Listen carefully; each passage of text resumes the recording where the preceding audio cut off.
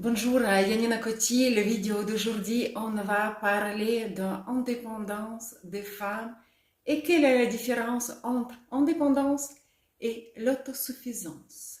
Le terme qu'on va un tout petit peu rentrer dans notre discussion. Aujourd'hui, nous recherchons souvent le bonheur dans l'indépendance.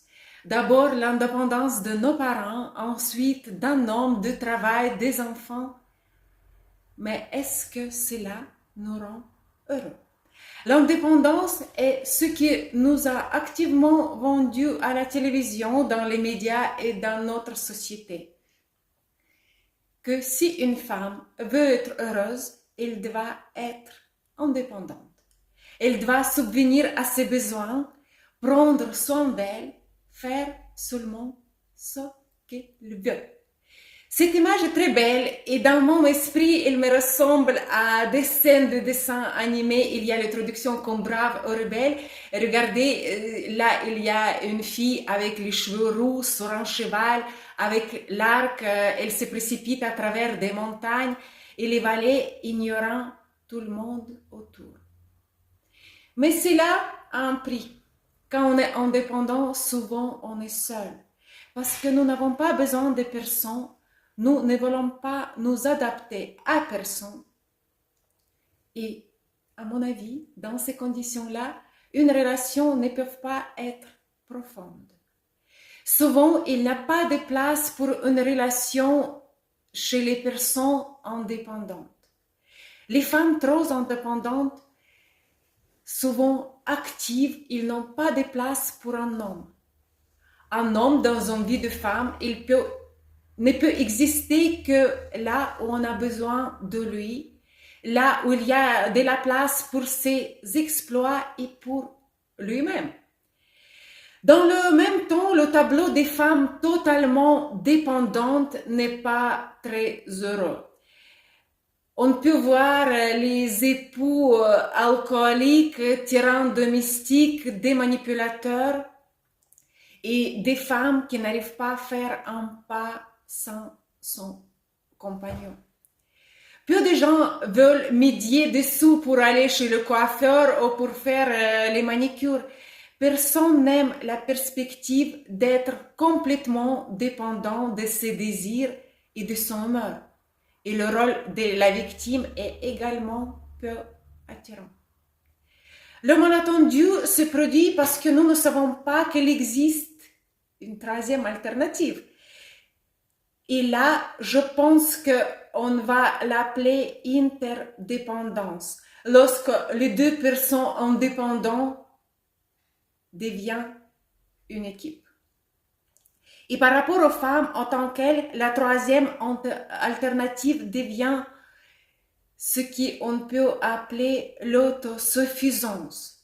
En quoi il est différent de l'indépendance?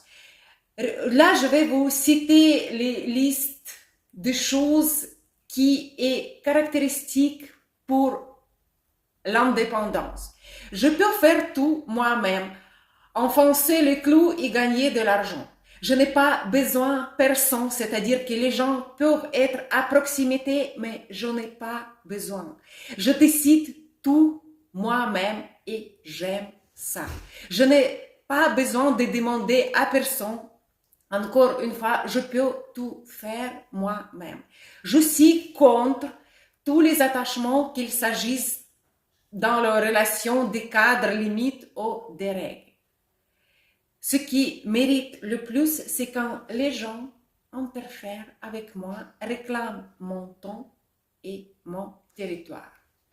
Les gens comme ça existent, ils ont droit d'exister.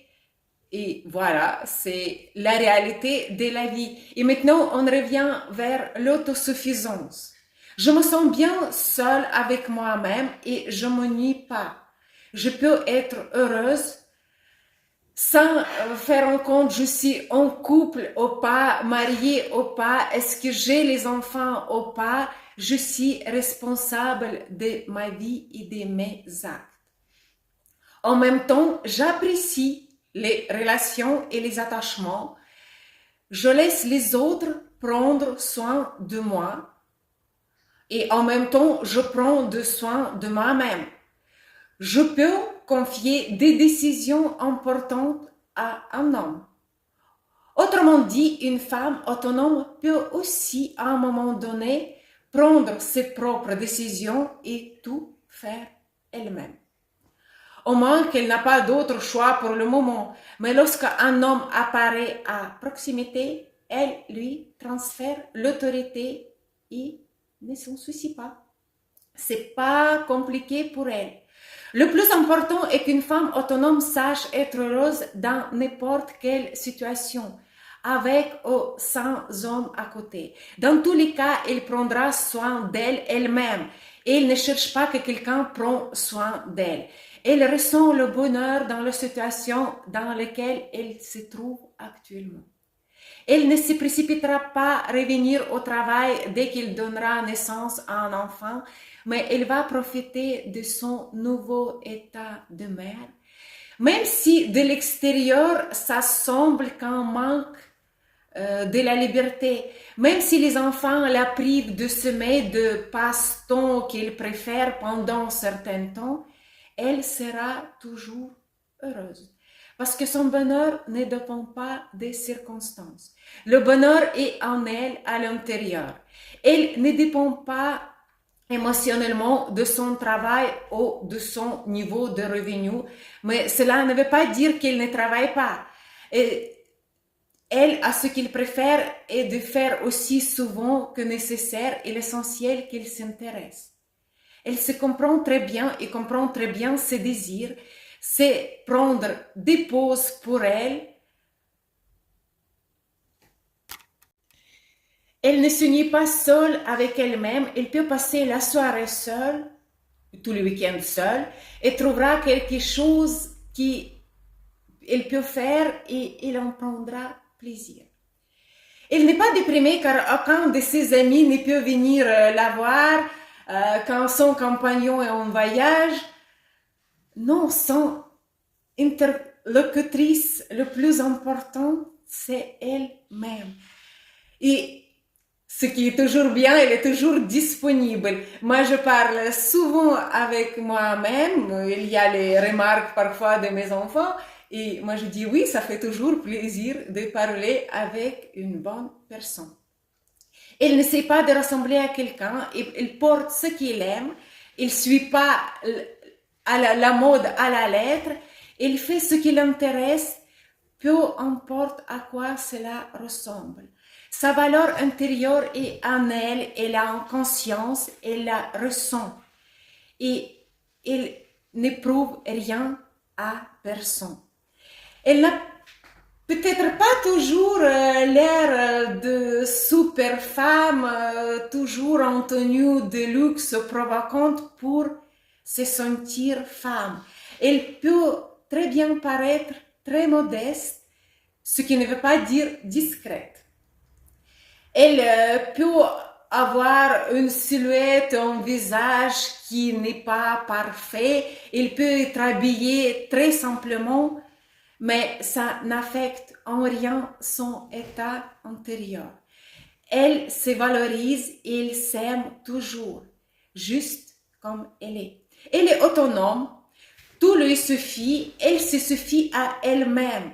Elle est contente d'elle, elle se sent bien dans sa peau, c'est bien mieux que l'indépendance quand il faut traverser la steppe à cheval avec ses cheveux volants et une arme à la main. Bien que cette image ne soit pas si brillante pour la plupart des gens, il y a moins de brillance, moins de luminosité, moins de contraste, mais c'est plus calme, plus tranquille, cosy et harmonieux. Il y a plus de charme, de tranquillité et charme de calme. Pour moi, il y en a plus de maturité.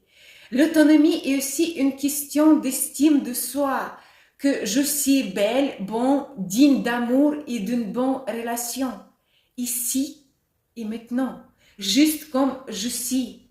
Je ne suis pas pire que les autres femmes, je ne suis pas mieux que les autres femmes, je suis moi.